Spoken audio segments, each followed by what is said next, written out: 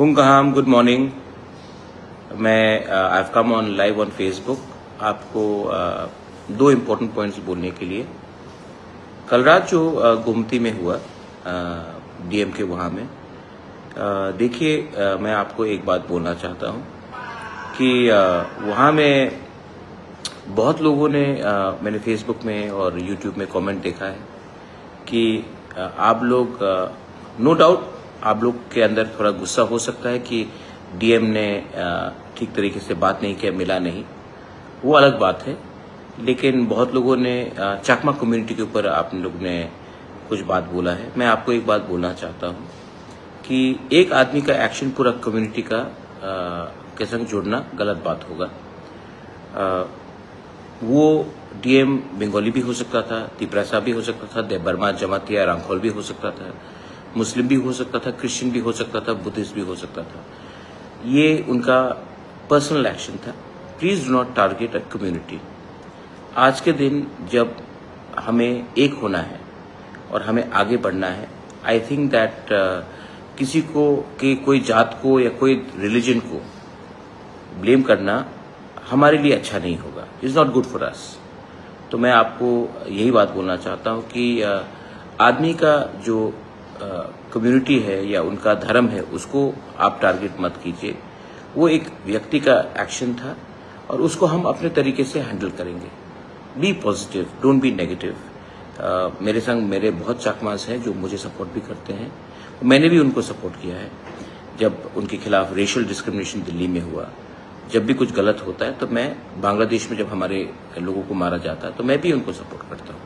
तो एक आदमी का एक्शन पूरा कम्युनिटी को टार्निश नहीं करना चाहिए। और मैं अपने लोगों को बोलना चाहता हूँ कि kindly do not attack the whole community for one mistake of one person. ये मेरा थिंकिंग है।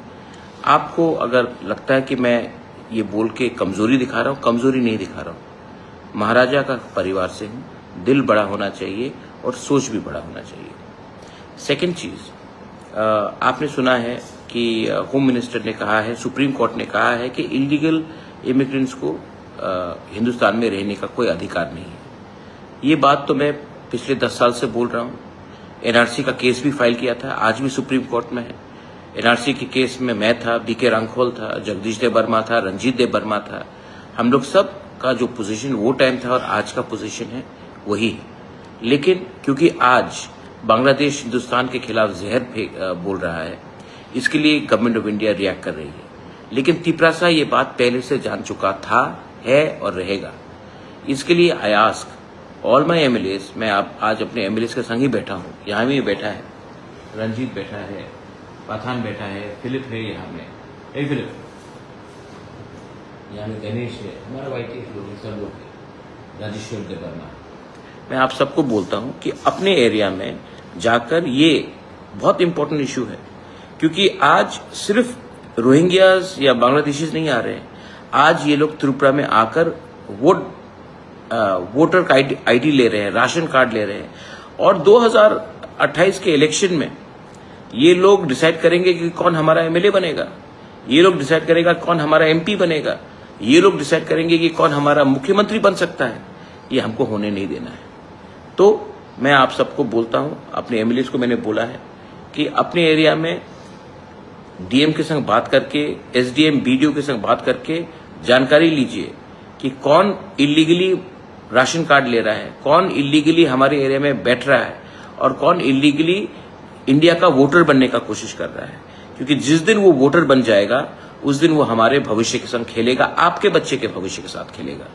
इसके लिए this is not the time to fight, this is the time to unite, to stop all these illegal people from Bangladesh. इनको तो हिंदुस्तान में रहने का कोई अधिकार नहीं है।